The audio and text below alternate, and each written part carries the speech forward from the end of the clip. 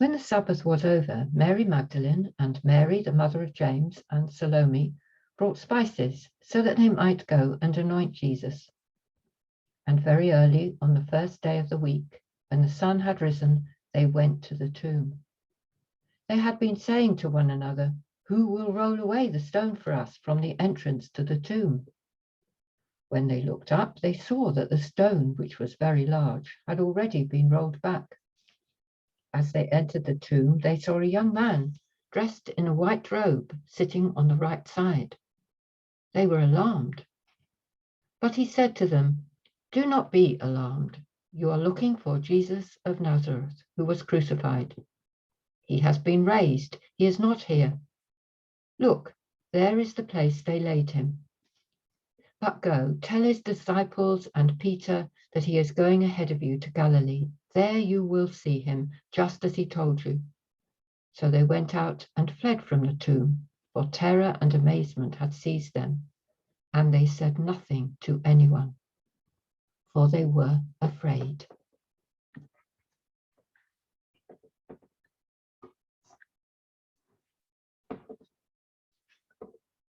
Flight, terror, amazement, and the silence of fear. Happy Easter. Hardly an Easter text, is it?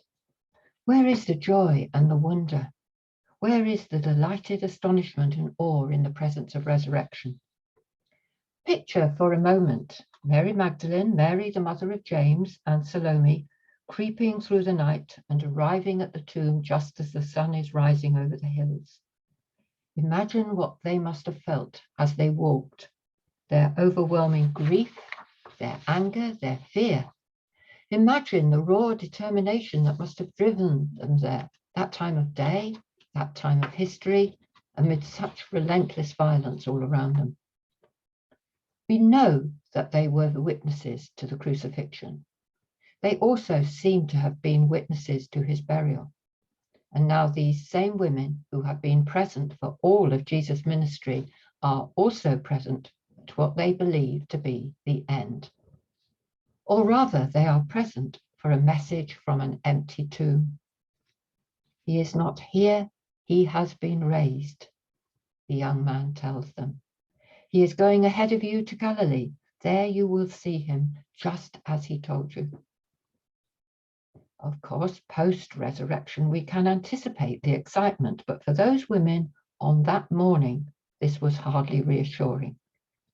No wonder they ran from the tomb, distressed and terrified. No wonder they told no one. No wonder they were afraid. Mark then continues to challenge us. To end the gospel on such a resounding note of seeming failure is very upsetting from a modern perspective. We want so much to see the faithfulness of the disciples and a satisfactory conclusion. And isn't this day about joy, not fear? Where is the joy this morning for those women? How do we make sense of it? And I turn back at this point to Mark's introduction, his opening verse, chapter 1, verse 1. The beginning of the good news of Jesus Christ, the Son of God, proclaims Mark. And verse by verse, chapter by chapter, he tells the story. This is how it all began, he tells us. Listen, here is good news. Here is the story of Jesus, who, having been crucified, is now alive in a world throbbing with the powers and possibilities of resurrection, and is waiting not just for the disciples ahead of them in Galilee, but also for us, for you and for me. So that the life and activity of Jesus did not stop when he died. This was simply the beginning. He lives on and continues to be active within us, among us, and around us in the world. Roll back the stone, do not be afraid. The kind of love which Jesus loved and taught knows no limit. No darkness, no power, no fear, not even death can limit the power of love, which is God.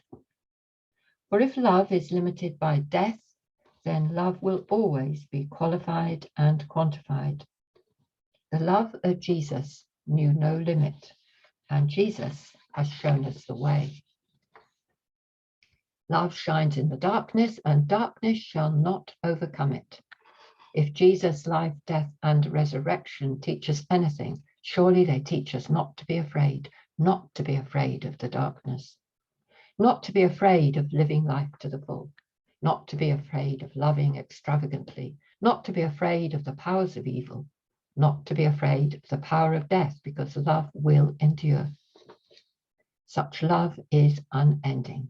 There will be darkness and there will be death. Jesus couldn't save himself, and he cannot save us from life. Darkness and death are both part of life. There will still be dark days, but we will come through. Isn't that our experience, yours and mine? Jesus has shown us the way. Love one another as I have loved you. Imagine then for a moment the unimaginable. The God that we know in Jesus Christ bursting out from the tomb, but not just from the tomb, bursting out of every box into which we try to put him, and coming into our lives, inviting and challenging and calling us to be free, just like him. Good news on this Easter Sunday, good news to live and to share. Christ is risen. He is risen indeed. Alleluia.